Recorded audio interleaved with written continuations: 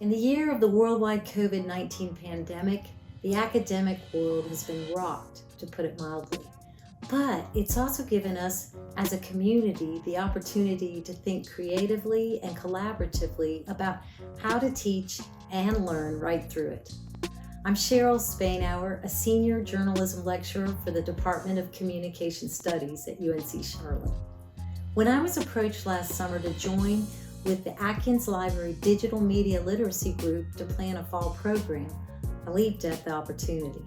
Together with Mark Bess, a former student who is the first year and online learning librarian and associate professor, and Catherine Tingelstad, the instruction and curriculum engagement coordinator for the Atkins Library, we decided to address the flood of information and fake news that was already spreading far and wide about the 2020 presidential election.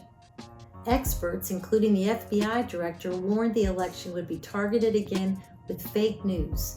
And one expert noted this election cycle had even more players with agendas than the 2016 presidential election.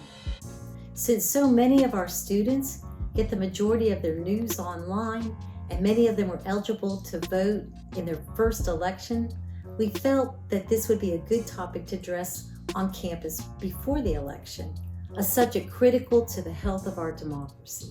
The subject fit well in my Journalism 3160 Advanced News and Reporting course that had a class specifically devoted to identifying fake news and sources, tailored to the library's digital media literacy group's previous participation in a national survey. We selected for our online speaker Craig Silverman, a journalist, editor, author, and an international expert on fake news. With the help from journalists all over the world, Silverman has put together an electronic tool belt with ways to discern whether a news source or rumor is legitimate and accurate. We scheduled Silverman's talk, Election 2020, How to Verify What You Read, See, and Hear Online, for October 6th.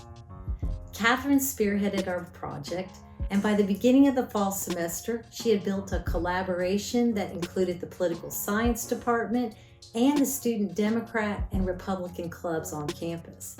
She organized the funding, marketing, and many other details. Natasha Strassner, with Emerging Media Communications, set up the technical logistics for the seminar, which was no easy task. Over 300 people, students, faculty, staff, some alumni, and members of the community at large, registered for Silverman's talk. Journalism and political science students crafted questions to ask Silverman at the end of his talk. The talk, held on Zoom, Silverman spoke from his home in Ontario, Canada, went off without a hitch. Participation was high and feedback was positive, both in our classrooms and in the broader community. Natasha recorded the session, made available by Atkins Library to anyone who requested. After Silverman's talk, journalism and political science students who had attended partnered up in classes and were assigned to do some detective work on their own by identifying what looked to be a fake news story or rumor on Facebook or Twitter, and then using some of Silverman's tools to track down its origins and learn if it was true or false.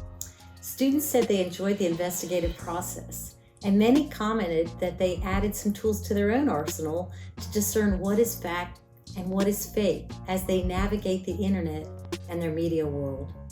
I think this was an important outcome, as our future in part depends on our citizens being able to discern the truth in media. I am grateful especially to Mark and Catherine and Natasha for their help putting together this seminar and future programs so we can become more digitally literate as a community. Their collaborative effort and talents helped us spotlight some useful information to help our students and community to become more educated citizens and alert to what really is news and what is not only in the presidential election coverage, but also in the general news.